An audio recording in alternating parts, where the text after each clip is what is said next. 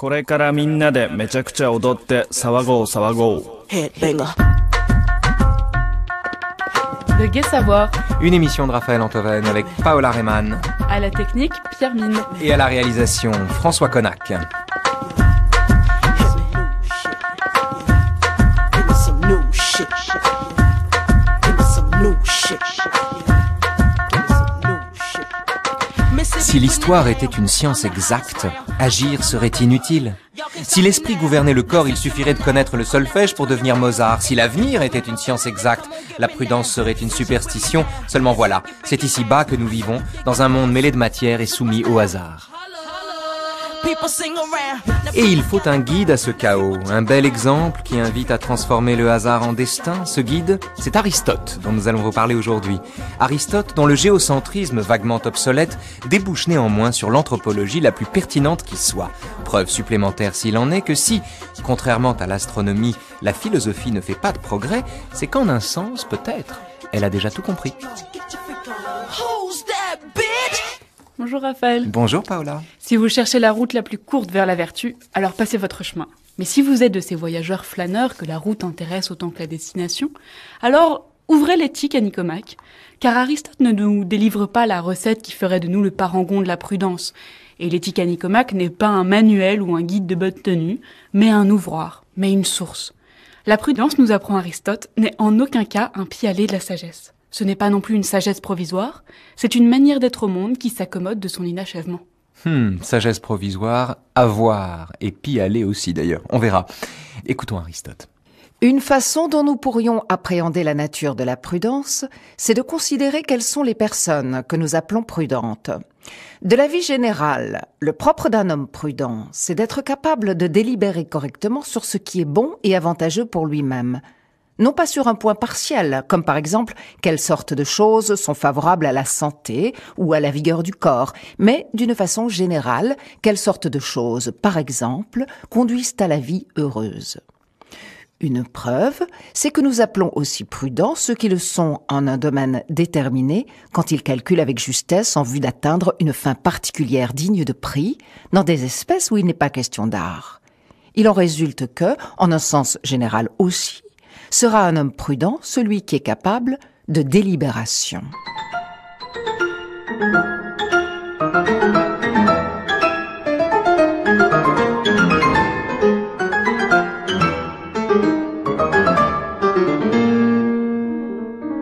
On est loin de la... Enfin peut-être allez-vous me contredire Raphaël, je ne sais pas.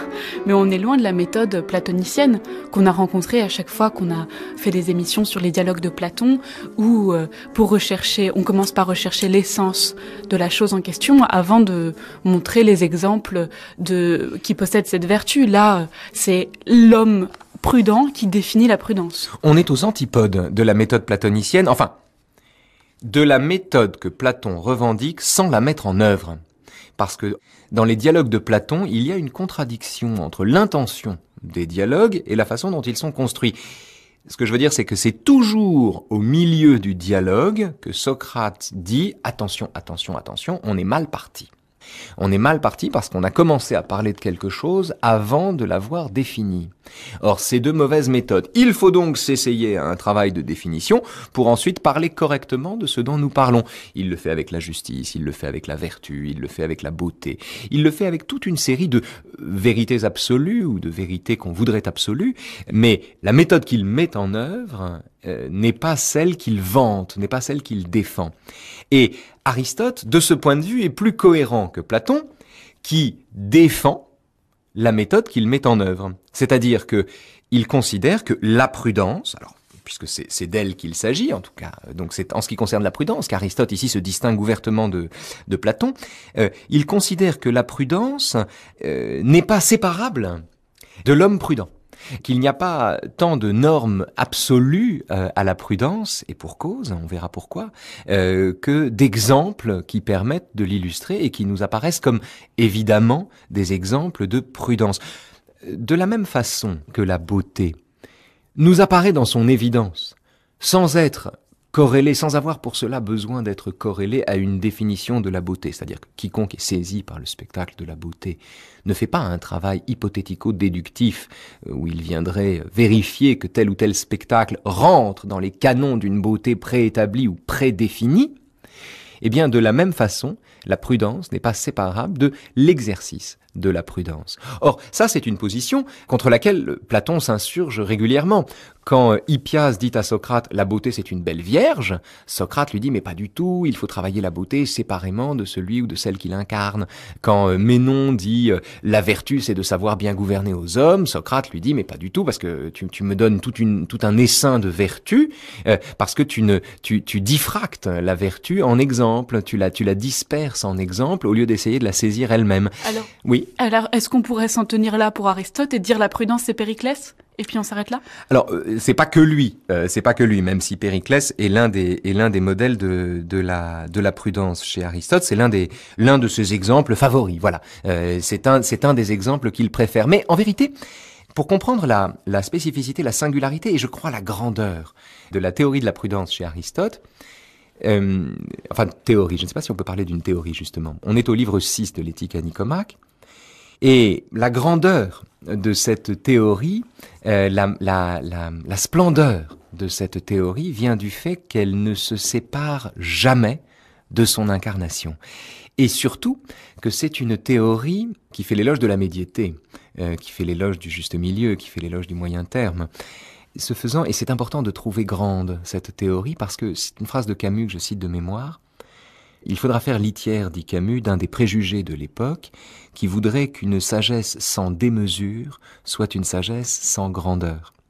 La pensée aristotélicienne de la prudence est très exactement une pensée sans démesure, et c'est là que se trouve toute sa grandeur. C'est-à-dire à tous ceux qui sont dupes du contenu d'une pensée, qui évaluent la grandeur d'une pensée ou l'ampleur d'une pensée, à l'ambition des propositions qu'elle formule, qui bien souvent d'ailleurs culmine dans l'inaction, l'inefficacité ou la déploration du monde comme il est. Tous ceux qui évaluent la grandeur d'une proposition à l'ampleur des ambitions qu'elle contient ou qu'elle énonce, gagneraient à fréquenter ce qu'Aristote dit de la prudence, c'est-à-dire à s'intéresser à ce monde des valeurs non pas éminentes, mais moyennes, à ce monde mêlé de hasard dans lequel nous sommes condamnés à vivre et où, par là même, il nous faut, faute d'un savoir absolu, faire preuve de prudence. Mais est-ce que tout ce que vous dites là, Raphaël, est pas contradictoire avec, en tout cas, ce que dit Aristote de l'homme et de la prudence à appliquer dans ce monde humain, n'est pas contradictoire avec la théorie, avec la cosmologie qu'il met en place? Alors, non. Pardon, mais non. Ah ben non. C'est-à-dire que la cosmologie, puisque vous m'emmenez sur ce terrain-là, la cosmologie aristotélicienne, c'est celle de son époque. C'est celle de son époque, c'est-à-dire, bon, on est dans un monde géocentrique. Bon, très bien, d'accord, la Terre est au centre de l'univers. Cet univers géocentrique est composé de cercles concentriques. Et l'une des délimitations, et la plus importante, c'est celle que délimite l'orbite lunaire autour de la Terre. Bien. Pour le dire très, très simplement, vous avez le monde sublunaire, le nôtre, où nous évoluons, où nous faisons, vous, moi, Pierre Mine, notre technicien, François Connac, Alice Ramon et tout le monde, où nous faisons ce que nous pouvons dans l'inconnu, où comme dirait Sioran, on bricole dans l'incurable ou bien dans l'éphémère, si vous voulez. Donc c'est ce monde-là, c'est le monde sublunaire, ce monde mêlé de matière et de hasard. Et au-delà, il y a le monde supralunaire, dont la linéarité des trajectoires astrales invite à concevoir cette fois-ci la vérité selon un mode absolu, et le savoir selon un mode absolu. Alors, sous l'orbite lunaire, le savoir ne peut pas être absolu. L'avenir nous échappe, dans une certaine mesure, dans une mesure qui détermine d'ailleurs une partie de notre liberté. Mais surtout dans ce monde-là, l'avenir nous échappe et le savoir n'est en aucun cas de nature à gouverner nos comportements. Et ce faisant, Aristote, sur la base d'une cosmologie tout à fait obsolète, caduque, qui n'a rien à voir avec la réalité de l'organisation des astres, fonde une anthropologie qui, loin de l'être, fournit à l'inverse peut-être la meilleure représentation de l'homme. C'est ça qui est fou chez Aristote, c'est ça qui est remarquable. C'est qu'il forge une anthropologie absolument pertinente, ce que je disais tout à l'heure, à la lumière, à la faveur d'une cosmologie qui, elle, n'a rien à voir avec la réalité. La cosmologie aristotélicienne lui permet de penser que le plus fataliste, le plus déterministe des hommes regarde quand même si une voiture arrive avant de traverser la rue, c'est-à-dire se conduit prudemment. C'est la cosmologie aristotélicienne qui lui permet de comprendre le fait que, c'est un exemple de Leibniz, le meilleur mathématicien se rende à l'opinion du cocher qui, n'écoutant lui-même que son cheval, refuse d'emprunter le chemin à flanc de falaise dont tous les calculs montrent pourtant qu'il n'est pas dangereux. Pour le dire très simplement, c'est la cosmologie aristotélicienne qui lui permet de penser qu'ici-bas, notre sagesse est parcellaire, provisoire et éventuellement intuitive ou instinctive. C'est cette cosmologie qui le fait penser que ici-bas, c'est-à-dire sous l'orbite lunaire, la vérité n'est pas utile et que les hommes savent d'instinct qu'il ne suffit pas de tout savoir pour ne jamais se tromper. La prudence, l'idée aristotélicienne de prudence, lui vient, c'est-à-dire le sentiment que l'homme est inséparable d'un certain type de situation et que les dieux n'ont aucune des vertus humaines, bref, que la vertu humaine est un horizon, c'est-à-dire qu'elle est horizontale et qu'elle ne se déploie pas en référence à des valeurs absolues, mais à une pratique, à l'immanence d'une pratique concrète. Ces idées-là, ces intuitions-là, viennent à Aristote de sa représentation du cosmos, de la centralité de la Terre et de cette division en terre sublunaire et en espace supralunaire.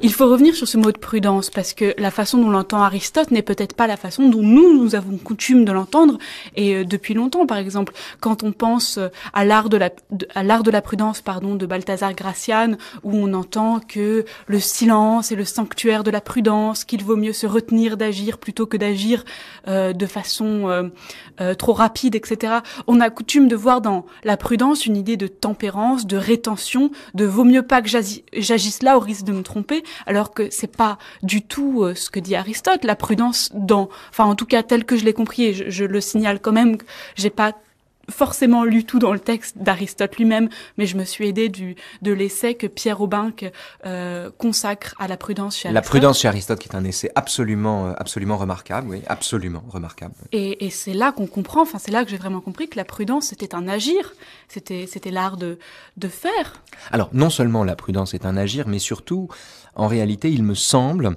que la prudence est un courage. Pourquoi ? Qu'est-ce que c'est qu'être prudent pour Aristote ? On va entrer dans le détail de ce qu'il en dit. Mais qu'est-ce que c'est qu'être prudent ? Pour le dire très vite, agir comme on le peut dans le monde qui nous est donné. Aristote définit la prudence comme une disposition pratique accompagnée de règles vraies concernant ce qui est bon et ce qui est mauvais pour l'homme. Avant d'entrer dans le détail de cette définition, retenons ceci. Les affaires humaines ne relèvent pas de la raison pure. Les affaires humaines sont trop hasardeuses, sont trop matérielles, sont trop souillées par la matière et le hasard pour relever de la raison pure.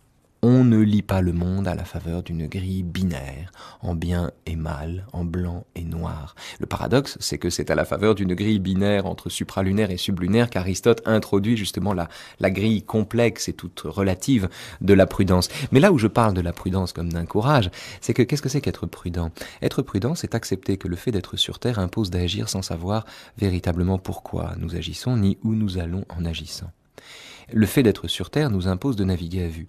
Et il faut beaucoup de courage pour assumer cela. Il faut plus de courage pour accepter de naviguer à vue et de trouver à chaque instant la norme immanente de son action, de recréer en permanence des normes à la façon dont fonctionne par exemple la jurisprudence. Il faut beaucoup de courage pour assumer cela et en retour, et à l'inverse, beaucoup de lâcheté pour s'abriter derrière des valeurs absolues dont on considère qu'elles peinent à s'incarner dans ce monde à cause de l'homme lui-même, par exemple. Là est l'une des différences d'ailleurs entre Aristote et Socrate, même si Socrate fait grand cas de ce qu'il appelle l'opinion vraie, mais c'est pas le sujet ici. Non, la prudence qui se meut dans le domaine du contingent, dans le monde hasardeux, qui est le propre, qui est notre lot, puisque à nous qui vivons sous l'orbite lunaire, la prudence est une façon de vivre séparément des valeurs absolues. Or, ça n'est pas la faute de l'homme lui-même si nous sommes obligés de naviguer à vue. C'est notre condition qui nous l'impose. C'est notre condition terrestre, c'est notre condition humaine. Ce n'est pas la faute de quelqu'un en particulier, c'est notre condition humaine et c'est, je veux dire, on n'arrête pas de dire que toutes les valeurs se perdent, que tout ça est perdu, que c'était mieux avant. Toutes les époques du monde, ceux d'entre nos auditeurs qui pensent que tout s'est perdu aujourd'hui, doivent être attentifs au fait que toutes les époques du monde ont fourni des gens pour penser que tout s'était perdu. Qu'un des lieux communs de toutes les époques, c'est le sentiment que c'était mieux avant. Donc on demande en permanence d'avoir des valeurs. Qui est en fait, si l'on s'en tient au fond à la lecture aristotélicienne de la prudence, cette lecture-là permet de faire la généalogie en termes de lâcheté, de ce désir même d'avoir des valeurs absolues qui nous guident, qui dictent notre action. Qu'est-ce que ça veut dire, ce désir de valeur? Ce désir de valeur, c'est l'expression bien humaine, trop humaine, du désir que nous avons de nous affranchir d'un monde mêlé de matière. Et autrement dit, ce que la prudence consacre en l'homme, c'est le courage de vivre séparément du désir que nous avons de voir notre action dictée par autre chose que nous-mêmes, par l'hétéronomie de lois absolues qui viendraient régenter définitivement nos comportements et couper court au débat auquel nous sommes contraints de nous livrer dans le temps de la vie et, encore une fois, sous l'orbite lunaire. Et c'est là qu'on peut voir et qu'on peut se distinguer un petit peu de ce que dit Pierre Aubin sur la philosophie d'Aristote et de la prudence, et de voir qu'en fait, c'est pas une philosophie tragique. Il regrette pas, on ne sent pas dans Aristote qu'il regrette qu'on n'ait pas une science absolue et qu'on doive ménager, bricoler, vous disiez, avec la contingence. Je sens... Parce que le dernier chapitre de Aubin, je dis ça parce que c'est la source tragique, c'est ainsi qu'il intitule son dernier chapitre. Moi, je souscrirais à l'adjectif tragique. Peut-être pas au sens d'ailleurs que Aubin lui donne, mais au sens où tragique ne désigne pas ici l'imposition d'une volonté absolue, genre providentielle, à laquelle il faudrait se soumettre, façon de Phèdre. Je reconnus Vénus et ses feux redoutables. La tragédie est dans le fait que Phèdre n'a pas le choix, elle doit se soumettre aux injonctions de Vénus qui lui imposent de tomber amoureuse de son beau-fils. Bon. Donc la tragédie est là. On peut entendre tragique au sens d'un inévitable qui s'incarne, qui vient s'incarner. Mais on peut également entendre tragique au sens de quelque chose d'irréconciliable et tragique, ce qui est insoluble. Pourquoi parler par exemple d'une tragédie israélo-palestinienne? Parce que c'est un problème insoluble. Parce qu'en un sens, nous n'en sortirons jamais.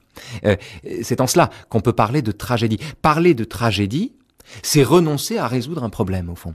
C'est renoncer à le résoudre, soit en le dépassant dans une activité synthétique où l'esprit absolu trouverait à s'incarner, soit en trouvant tout simplement une solution. Non, les solutions que nous trouvons aux problèmes qui se posent ici-bas sont fatalement des solutions provisoires. Et c'est en cela, je crois, qu'on peut parler de tragédie. Parce que, au fond, qu'est-ce que c'est que la condition humaine? C'est une condition qui impose, à chaque fois qu'un humain apparaît, au fond, de remettre sur l'ouvrage son métier et de reconquérir à grands frais l'expérience qui nous permet d'agir à vue sans prendre un mur ou bien un récif, de naviguer à vue sans prendre un récif ou d'agir à vue sans se prendre un mur. Bref, nous sommes obligés de constamment remettre cette entreprise à l'œuvre à chaque fois qu'un humain apparaît. C'est là qu'il y a de la tragédie. Et c'est en cela d'ailleurs que la philosophie elle-même est une discipline tragique. Parce que c'est une discipline qui, les questions qu'elle prend en charge, n'étant jamais résolues, sont réactivées par chaque nouveau lecteur qui est conduit à la philosophie par la perplexité dans laquelle sa propre condition lui impose de se trouver. Alors revenons-en à l'idée de prudence, parce que je suis pas sûre que ça soit vraiment clair. On n'a pas encore vraiment défini ce que c'était que la prudence comme l'entend Aristote. Mais j'ai quand même un truc sur lequel je voudrais revenir, Raphaël, c'est que quand j'ai dit mon introduction en tout début d'émission, je disais que la sagesse, en tout cas la façon dont la prudence, c'était pas la sagesse, et que c'était pas un pis-aller de la sagesse, c'était pas à défaut d'avoir la sagesse, on a la prudence. Et vous m'avez dit, vous avez fait une moue un peu du genre quoique, on y reviendra. Peut-être c'est le moment. Pourquoi est-ce que Est-ce que j'étais approximativement... Parce que la sagesse est un courage, parce que le courage est une sagesse, et que c'est une sagesse, si vous voulez, la prudence aristotélicienne est une sagesse qui appartient à ces sagesses que l'on conquiert en renonçant à la sagesse, c'est-à-dire à la sagesse absolue. Oui, c'est ce que je voulais dire. C'est pas un pis-aller de la sagesse absolue, dans le sens où l'entend la Sophia comme ce qui a rapport au nécessaire et la prudence au contingent. Absolument, absolument. Alors, c'est autre chose, mais c'est une sagesse. C'est une sagesse. C'est la sagesse de renoncer pour la norme de mon action à ce qu'on peut entendre par sagesse, c'est-à-dire cette disposition de l'intelligence qui s'occupe des faits ou des choses éternelles et nécessaires. Non, la prudence se porte sur le contingent. Vous savez ce que c'est la prudence, Paola? C'est le rebond du ballon de rugby. On est obligé, enfin, c'est le rebond. On est obligé de tenir compte d'un rebond aléatoire. Alors, en fait, pour Aristote, notre monde est irréductiblement contingent. C'est-à-dire, il y a toujours quelque chose en nous, ici-bas, d'irréductiblement contingent. La contingence de ce monde n'est pas soluble dans la conquête d'un savoir absolu. Voilà la grande leçon d'Aristote dont les conséquences sont énormes, considérables. J'en reviens à l'idée du rugby. Le ballon de rugby, la forme du ballon, et il faut ici penser à la forme de notre monde au fond, la forme du ballon, l'ovale du ballon, fait que le rebond du ballon est aléatoire, et définitivement. Il est définitivement aléatoire. Alors, en droit, c'est ça qui est fort, si vous voulez, c'est que en droit, un esprit absolu, un mathématicien de génie, qui serait également un trois quarts, pourrait prédire le rebond d'un ballon, conjurer cet aléatoire-là. Mais c'est aussi probable que de réduire l'Everest en poussière avec un mouchoir de flanelle, si vous voulez.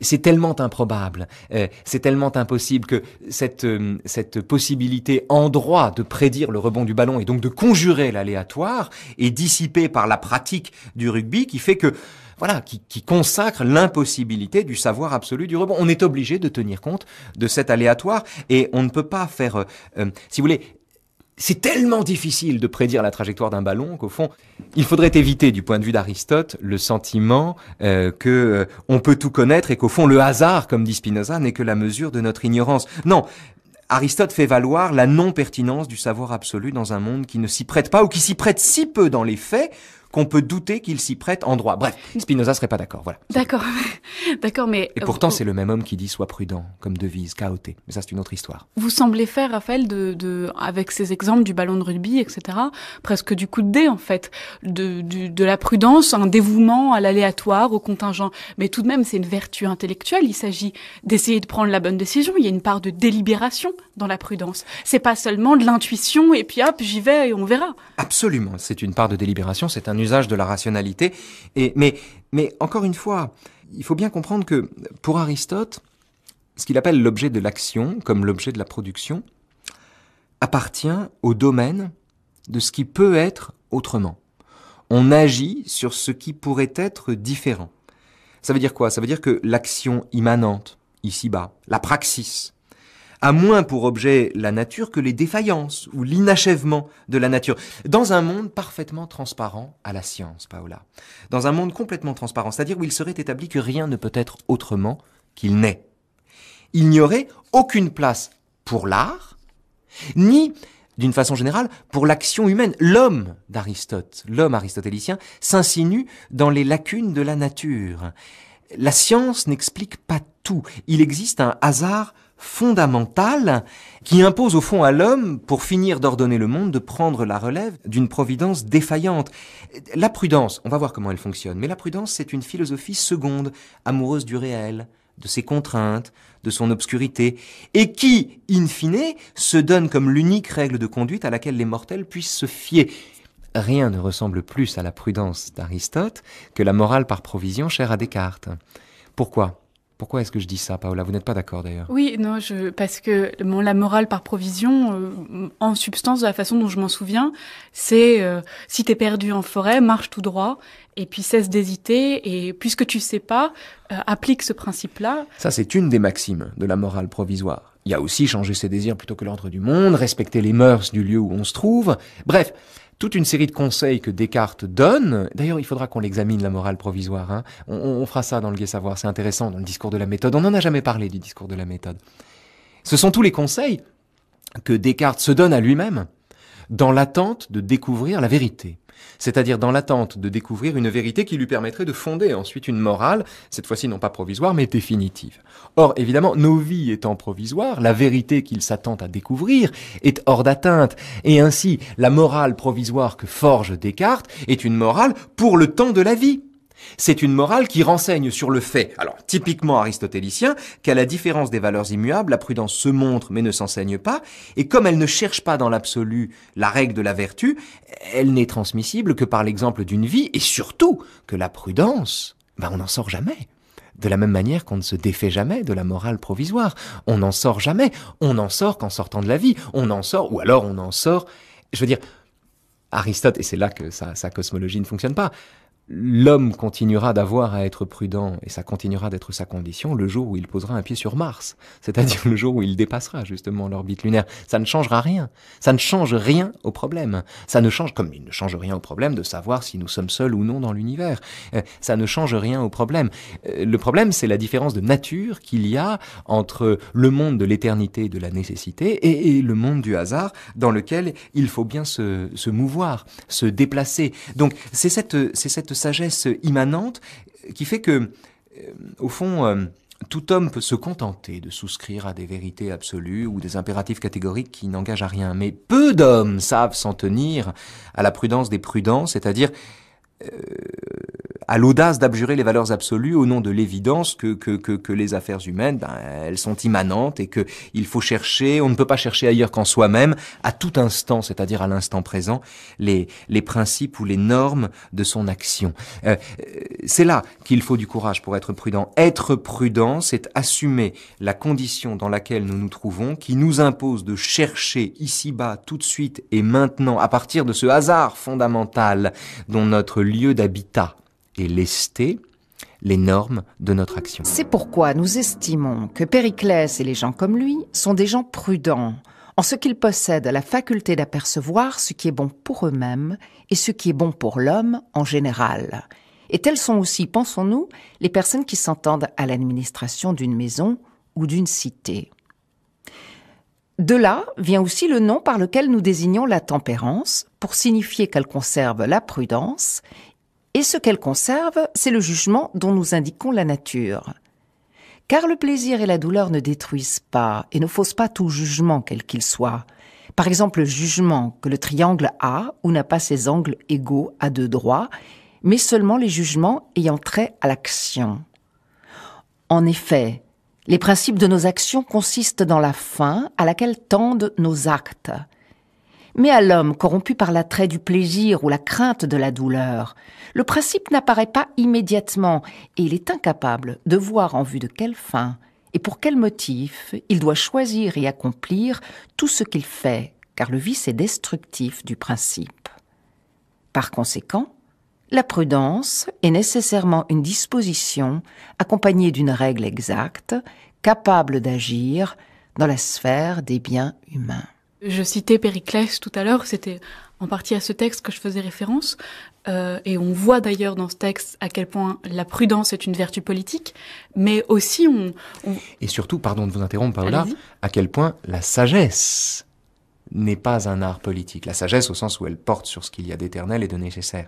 La sagesse n'est pas un art politique. De ce point de vue, je brûle les étapes, mais quand même, Aristote délivre, dans l'Antiquité, l'antidote à la tentation de régenter les activités humaines comme on pourrait régenter, je sais pas, enfin régenter ça veut rien dire, mais les phénomènes de la nature, ou bien les lois de la nature, ou bien les vérités de la mathématique. C'est-à-dire régenter les activités humaines comme on pourrait penser les lois de la mathématique, en d'autres termes, d'appliquer à la matière molle de l'histoire des hommes les vérités dures des sciences incontestables. On appelle ça le marxisme, en l'occurrence. On appelle ça le marxisme, qui est parfaitement compatible avec une grande maîtrise de la science. Vous avez comme ça, par exemple, d'extraordinaires scientifiques qui sont politiquement des marxistes obtus. Alors, pourquoi ça ? Comment ça se passe, ça? Certains s'émerveillent d'ailleurs ou s'étonnent du fait qu'un individu capable d'envoyer un homme sur la Lune ou de déposer un satellite ou une sonde sur une comète pense également que la lutte des classes est une vérité absolue et que le dépérissement de l'État est une nécessité intégrale. On peut s'étonner de cette cohabitation dans le même individu, d'une telle clairvoyance, d'un tel savoir, d'une telle puissance et d'une telle méconnaissance de la nature humaine. Or, en réalité, c'est l'une des choses qu'Aristote enseigne. Cette erreur-là vient d'une confusion coupable entre ce qui relève de la science dure et ce qui relève de la science molle. Aristote fonde ni plus ni moins que les sciences humaines ici. Il donne le jour aux sciences humaines, c'est-à-dire aux sciences qui revendiquent leur ascientificité, au fond, ou leur incapacité à gérer absolument ou à régler absolument les problèmes de l'homme. L'enjeu étant l'adverbe absolument. On peut régler les problèmes humains, mais on ne peut pas les régler une fois pour toutes. Et pour croire qu'on peut le faire, c'est confondre la matière humaine indécise, hasardeuse, irrationnelle, avec ce qui relève de l'éternité et de la nécessité. Aristote est un antidote au scientisme, comme à la tentation proprement tyrannique de traiter les hommes comme si il était question de lois absolues. Oui, ça complique tout. Comment devient-on prudent s'il faut être prudent à l'origine pour... Oui, bien sûr. C'est la position des valeurs qui se pose. Et effectivement, il y a une aristocratie chez Aristote. Il y a une aristocratie des prudents, à la façon dont il y a une aristocratie du goût chez David Hume. Je crois que les deux modèles ici sont à comprendre de la même façon. D'ailleurs, la question de la beauté, cette évidence sans vérité, me semble, et son traitement par Hume ou par Kant au XVIIIe siècle, c'est-à-dire cette façon qu'ont Hume et Kant de faire droit au fait que la beauté ne relève pas d'une vérité, mais peut néanmoins faire l'objet d'une norme. Cette façon qu'ont Hume et Kant de traiter la question de la beauté éclaire, je crois, la façon dont Aristote lui-même pense la question de la prudence, puisqu'il s'agit, dans le cas de la beauté, puisqu'il n'y a pas de normes absolues, et qu'en même temps on ne peut pas considérer que toutes les opinions se valent, d'élaborer une sorte d'aristocratie, une aristocratie du goût, dira David Hume, et dans le cas de la prudence, de repérer parmi les prudents, que nous sommes tous en un sens, que nous sommes condamnés à être, ceux qui véritablement font preuve de prudence, c'est-à-dire savent au fond faire leur deuil d'une vérité absolue en matière de rapports humains. La question que se pose Aristote, c'est, au fond, il part du problème suivant. Comment appliquer les principes de la moralité à ce que Aubinck, dans son très beau livre sur la prudence chez Aristote, appelle la variabilité indéfinie des circonstances sur lesquelles une action doit s'exercer. Le point de départ d'Aristote, c'est le hiatus entre une morale rigide, une moralité rigide, et la mobilité fuyante, indécise, des actes multiples, disparates, engagés tous, et chacun d'ailleurs, dans les variables circonstances qui forment la trame de notre vie. Et de ce point de vue, Aubinck va jusqu'à présenter la prudence comme un intermédiaire obligé entre la fin et les moyens, entre les intentions morales et les actions morales. On va vers l'idéal, peut-être, mais il faut comprendre le réel. C'est la phrase de Jaurès. En fait, le problème pour Aristote, c'est celui de la connaissance du singulier. Comment est-ce qu'on peut connaître quelque chose dans sa singularité? C'est-à-dire comment connaître quelque chose sans en faire le cas particulier d'une loi plus générale? Dans un dialogue, par exemple, vous discutez avec quelqu'un et votre interlocuteur est de mauvaise foi. Alors vous dites un truc qui lui déplaît. Vous lui faites une objection forte.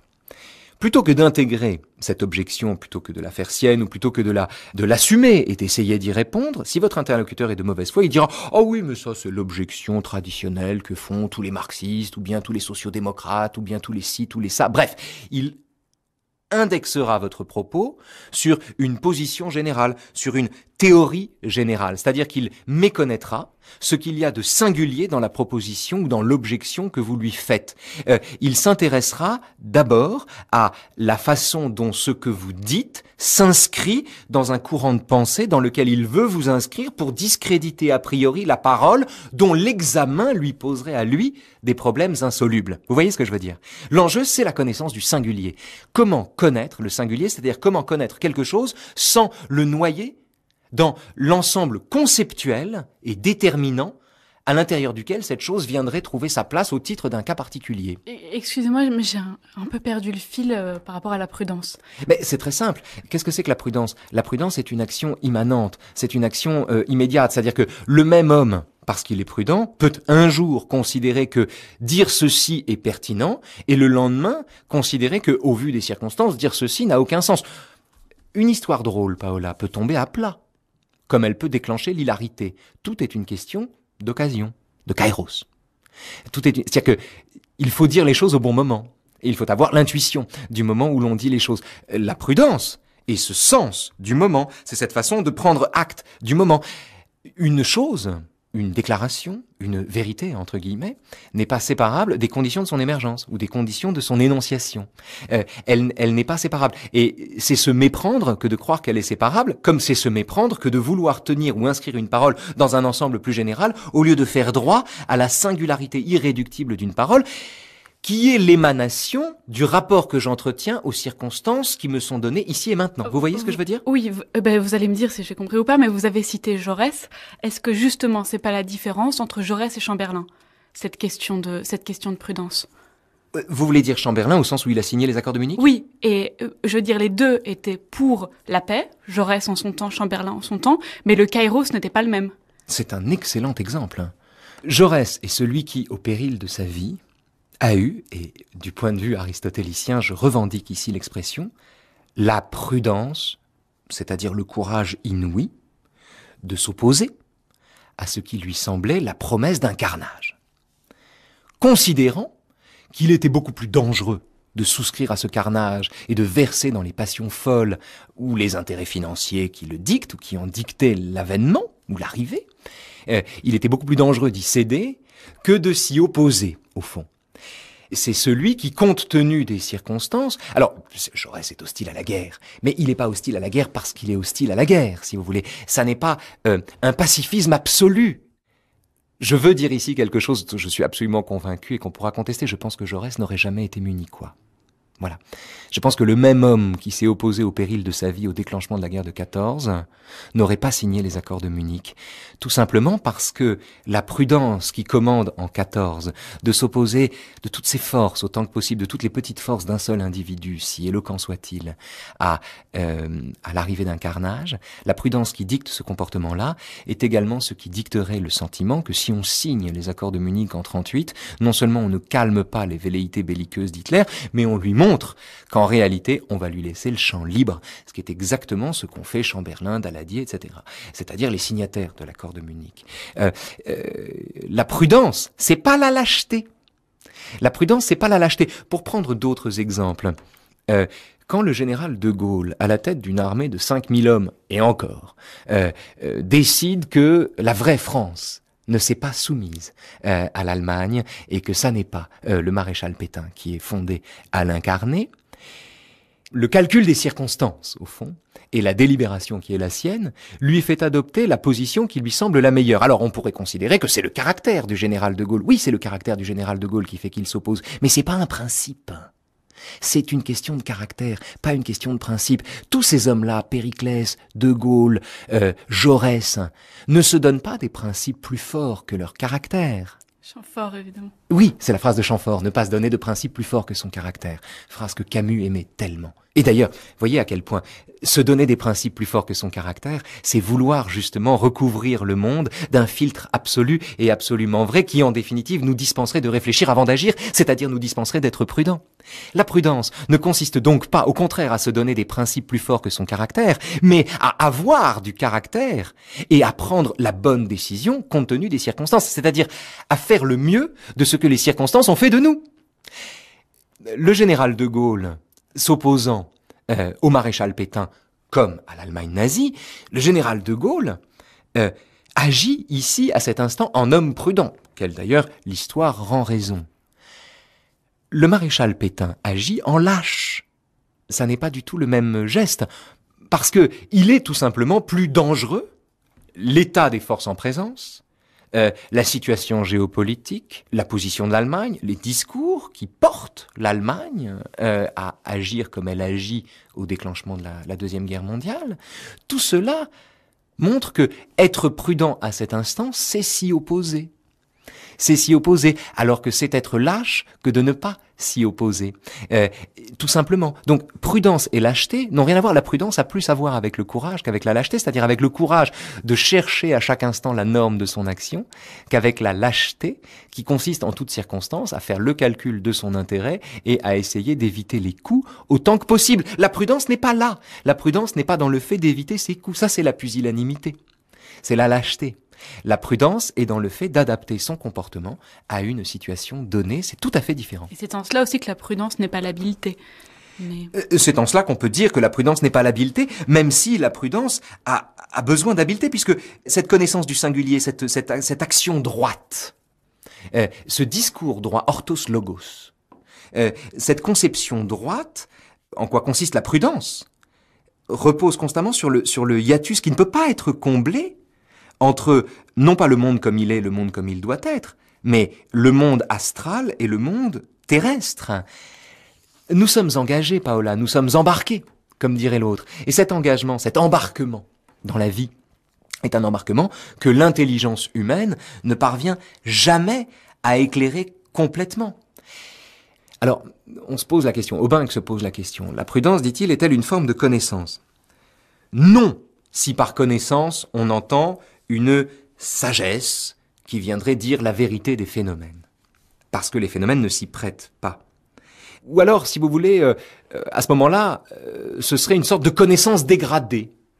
Genre, on est un peu moins savant quand on est prudent que quand on est absolument sage. Mais au fond, c'est la même chose. Disons que la prudence, ce serait une modalité immanente de l'intellectualisme socratique qui voudrait que quand on connaît le bien, on fait le bien. Et qu'au fond, c'est involontairement qu'on fait le mal parce que c'est l'ignorance de cause qui nous fait agir dans le mal. Enfin, qui nous fait agir de façon mauvaise. La prudence n'est pas une sagesse en ce sens-là. Parce que on ne peut parler de la prudence sans se demander pourquoi l'homme a à être prudent en ce monde, c'est-à-dire prudent plutôt que sage ou simplement vertueux. J'aimerais juste souligner un parallèle que vous avez suggéré tout à l'heure, Raphaël, et sur lequel j'aimerais qu'on ait le temps de revenir lorsque vous avez parlé de l'aristocratie du goût pour Hume et de la beauté chez Kant. Est-ce qu'on pourrait pas dire que, à sa façon, le prudent d'Aristote est un peu comme le génie de Kant, dans la mesure où il est à lui-même sa propre norme et qui crée ses propres règles? Alors, vous vous souvenez de la définition que donne Kant du génie, hein, c'est la disposition innée du caractère par le truchement de laquelle la nature donne ses règles à l'art. Le génie, ce faisant, pensant le génie de cette façon-là, Kant permet d'affranchir l'art de toute histoire de l'art. Puisqu'il montre qu'au fond, les artistes ne sont que secondairement tributaires des découvertes techniques ou bien de leurs prédécesseurs, des leçons du passé. Tout à fait secondairement. En vérité, chaque artiste qui apparaît est un cataclysme géologique, est une façon complètement neuve d'entendre les leçons de la nature. Le génie est là. Le génie est dans cette façon totalement inédite à chaque artiste et reprise à grands frais en fonction de la complexion propre de chaque artiste, d'entendre les injonctions tacites de l'évidence naturelle. Le génie, il est dans cette capacité d'interpréter. Et on peut considérer que de ce point de vue, le politique qui sent ce qu'il doit faire à tel moment, qui a une espèce de vista, qui sent à quel moment il doit enfoncer un clou, dire quelque chose, qui arrive au bon moment pour donner par exemple à sa parole le maximum d'audience, ou bien pour formuler une parole qui soit véritablement et audible et elle-même normative, ce talent-là est effectivement, à mon sens, comparable au talent de l'artiste qui, recevant les leçons de la nature, leur donne sa propre version. Donc, en cela, oui, on peut considérer qu'il y a une sorte c'est pas une sagesse, la prudence, mais c'est un génie. Oui, c'est un génie, c'est-à-dire, c'est un mélange d'interprétation et d'originalité. Et ce mélange d'interprétation et d'originalité culmine dans l'examen qu'Aristote propose de la prudence dans la figure des hommes politiques. L'enjeu, vous voyez, j'ai parlé tout à l'heure de connaissance du singulier, on pourrait le dire autrement. On pourrait dire connaissance du hasard, ce qui est à peu près aussi difficile à penser que la connaissance du singulier. Connaître le singulier, c'est difficile parce que c'est connaître la chose sans essayer de la ramener à l'intérieur d'un concept. C'est connaître la chose comme telle, dans sa singularité. Il Il n'y a que Spinoza qui enseigne ça, je crois, véritablement. Plus nous connaissons les choses singulières, plus nous connaissons et aimons Dieu, dit-il. Connaître le hasard, c'est entreprendre de connaître quelque chose sans tenter de résorber l'aléatoire irréductible qui la compose.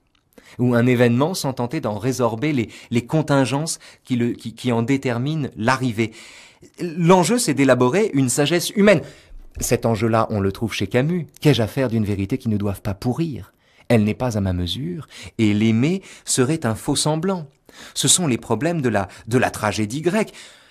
C'est l'ambition kantienne. Qu'est-il permis à l'homme de connaître? Que faire dans un monde où règne le hasard? Qu'est-ce qu'on peut espérer d'un avenir qui nous est caché? Comment rester homme que nous sommes dans les limites de l'homme? Est-ce que ce n'est pas aussi la citation que Camus utilise lui-même de Pindare dans la 3e Pythie de Pindare lorsqu'il dit épuise le champ du possible. Oh, mon âme n'aspire pas à la vie immortelle, mais épuise le champ du possible. Oui et non, c'est-à-dire que oui et non. Camus le dit en épigraphe du mythe de Sisyphe, dans l'épigraphe du mythe de Sisyphe, pour montrer que, en définitive, comme dirait Shakespeare, il y a plus de choses en ce monde sur Terre que dans toute philosophie et que dans tout calcul de l'au-delà. Qu'au fond, la réalité, c'est-à-dire celle à laquelle la sensibilité nous donne accès, est plus vaste que l'au-delà auquel l'imagination prétend frayer la voie, l'accès. Il le dit en ce sens, et il le dit également au sens où il a soif du monde auquel il est rendu. Mais on est ici dans une perspective de jubilation tragique, au fond, qui pour le coup n'est pas exactement celle d'Aristote, puisqu'Aristote n'a pas renoncé, lui, du point de vue du sage, à une existence, c'est le livre 10 de l'éthique à Nicomaque, à une existence strictement contemplative, en définitive. Ou, disons, il n'a pas renoncé à tenir la contemplation pour le sommet de l'action, ce qui n'est pas tout à fait, pour le coup, la perspective ouverte par Camus. Mais en revanche, Camus, Aristote, ou Kant avec la question de l'art, ont en partage, alors là, pour le coup, l'ambition si noble de ne pas séparer la prudence du prudent, du phronimos. C'est-à-dire de considérer qu'on ne délibère que sur ce qui est contingent alors que la science porte sur le nécessaire. Alors, Aristote dit que la prudence n'est pas un art, parce que la prudence vise à l'action et l'art à la production. Bon, il fait cette distinction, mais ça change rien au problème. La prudence reste une vertu. Alors que la vertu morale, c'est une disposition pratique qui concerne le choix, la prudence, c'est une disposition pratique qui concerne la règle du choix. Au fond, c'est la justesse du critère, l'enjeu. Que voulez-vous? Du point de vue d'un grec, l'homme dispose de 2 attitudes fondamentales. Le savoir, qui porte sur le nécessaire, et le faire, qui s'occupe du contingent. Et entre ces 2 déterminations, qu'est-ce qu'on a? Le savoir-faire, c'est-à-dire la prudence. Je parlais tout à l'heure du savoir-faire d'un charpentier ou bien d'un cocher qui s'oppose au savoir du mathématicien. Il vaut mieux se fier à la vie de son cocher qu'aux règles de la mathématique qui nous montrent que le fiacre peut passer par le chemin de falaise qu'il se propose d'emprunter. Il vaut mieux se fier à l'instinct du cocher qui lui-même s'en tient à l'instinct du cheval. C'est un savoir-faire et non un savoir ni un faire. Que la prudence ne soit pas science, c'est là une chose manifeste. Elle porte en effet sur ce qu'il y a de plus particulier, comme nous l'avons dit, car l'action à accomplir est elle-même particulière. La prudence, dès lors, s'oppose à la raison intuitive. La raison intuitive, en effet, appréhende les définitions pour lesquelles on ne peut donner aucune raison, tandis que la prudence est la connaissance de ce qu'il y a de plus individuel, lequel n'est pas objet de science, mais de perception.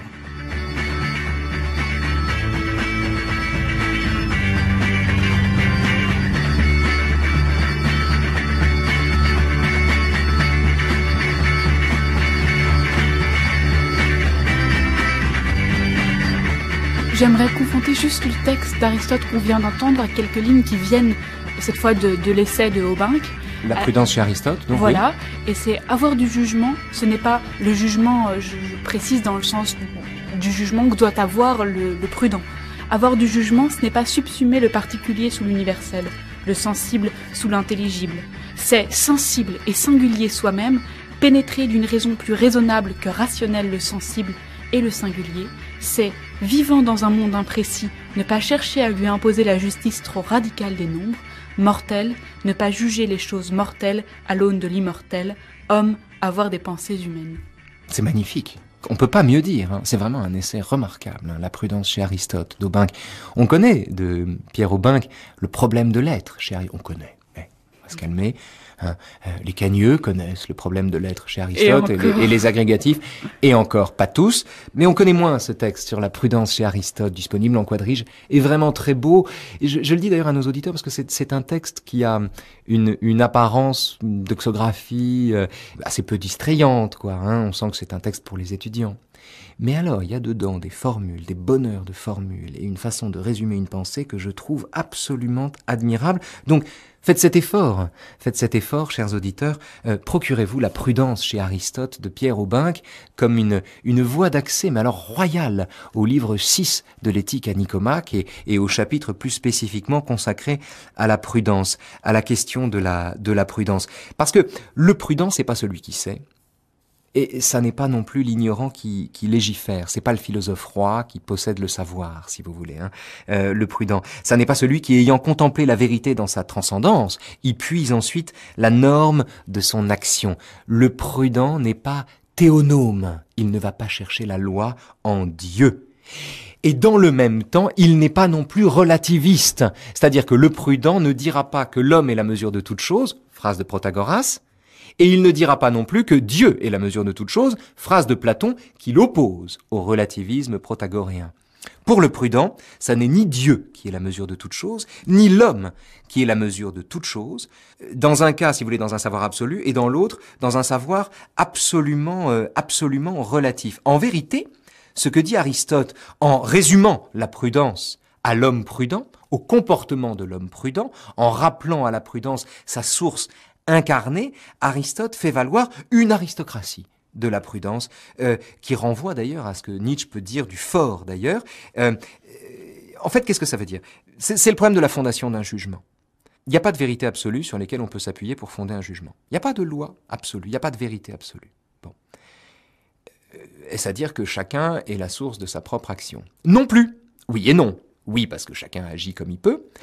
Non, parce que s'il n'est pas de vérités absolues, il est en revanche des comportements auxquels on peut se référer pour agir correctement.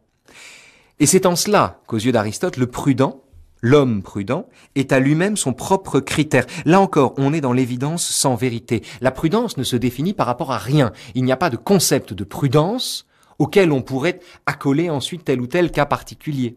Non, ça se passe différemment. C'est le contraire, en fait.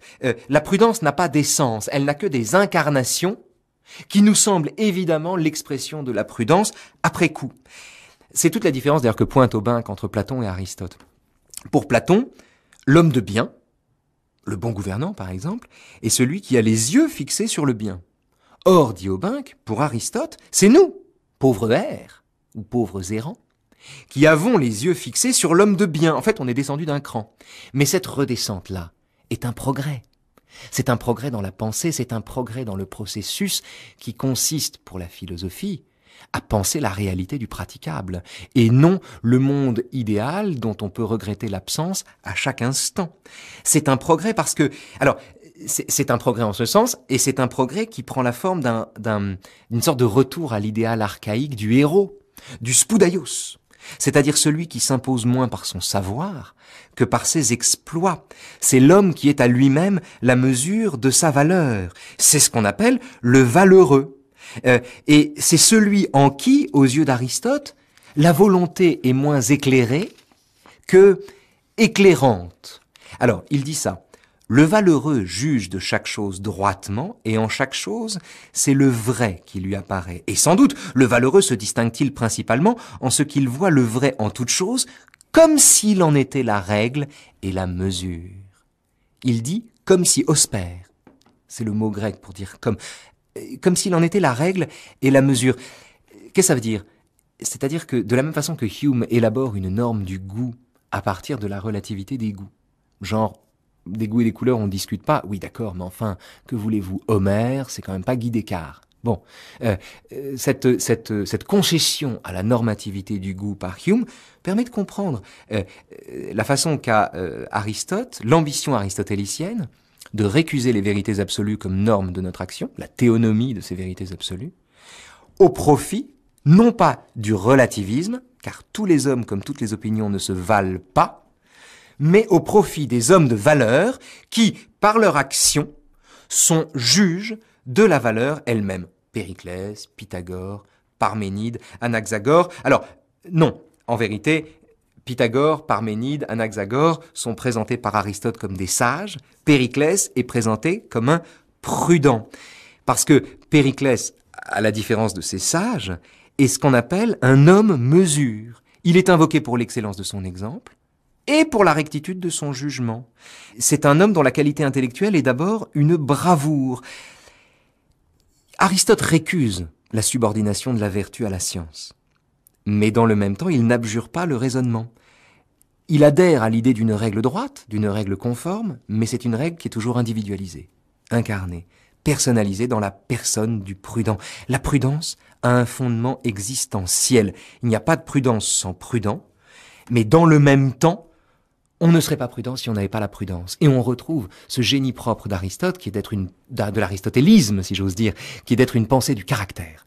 C'est-à-dire de nous débarrasser de la question de l'essence en matière humaine, pour penser le fait que on ne forgerait pas si on n'était pas forgeron, et on ne serait pas forgeron si on ne forgeait pas. C'est-à-dire pour penser pleinement le fait que ici-bas, nous sommes en permanence pris dans la dialectique de l'œuf et de la poule, et c'est cette dialectique qui fait que la prudence produit le prudent, mais le prudent élabore les normes toujours à renouveler de la prudence. C'est cette dialectique qui fonde la question de la prudence, qui lui permet d'échapper au relativisme comme au savoir absolu, qui lui permet tout simplement de construire, par cet aristocratisme aristotélicien qui s'oppose à l'intellectualisme platonicien, de construire la meilleure façon de penser, d'envisager l'activité humaine.